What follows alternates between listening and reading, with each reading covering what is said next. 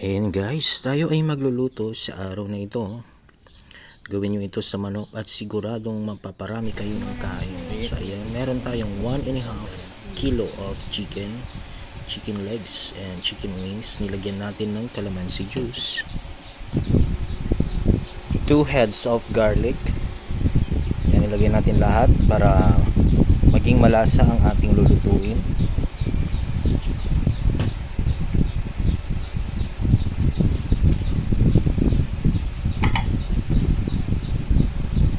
Lagyan din natin ng durog na paminta.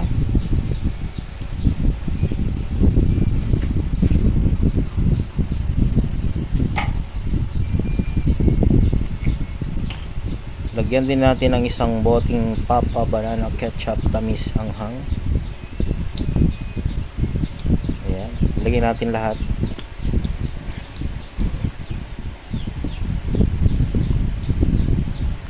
Para masarap.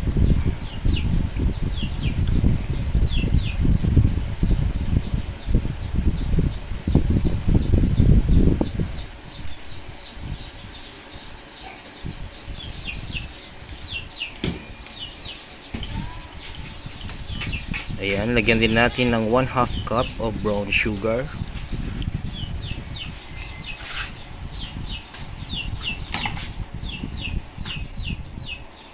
One-half cup of soy sauce.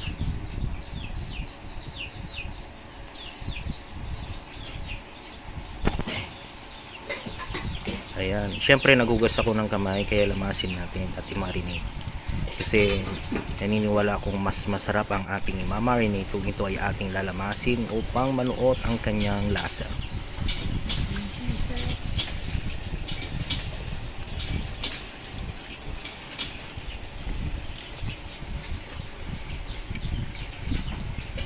Ayan.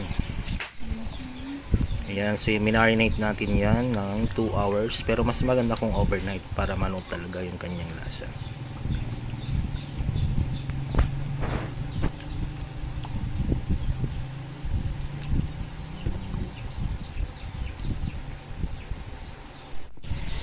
At nilagyan natin ng butter sa kanyang ibabaw. Ayan, tapos na natin i-marinate yan. Nilagyan na natin ng butter dahil isasalang na natin siya sa apoy.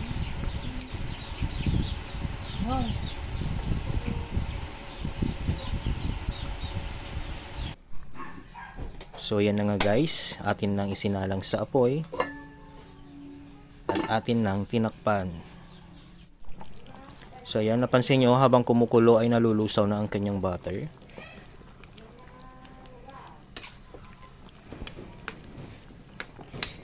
Hindi na natin kailangan lagyan yan ng tubig kasi ayan na.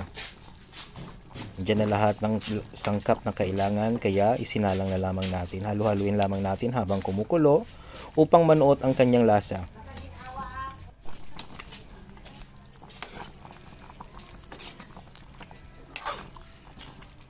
At habang kumukulo ito guys ay paunti ng paunti ang kanyang sabaw at lumalapot. At nanunuot ito sa karne ng manok. So yun guys. Paunti na lang yung kanyang sabaw.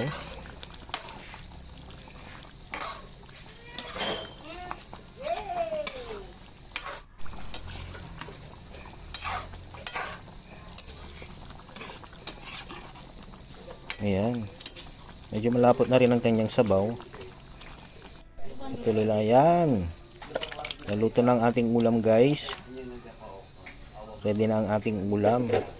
Gawin nyo ito sa manok at siguradong ubos at taob ang inyong kaldero dahil mapaparami kayo ng kain sa kanin. Ayan guys, ang ating ulam sa gabing ito. Kaya naman maraming salamat.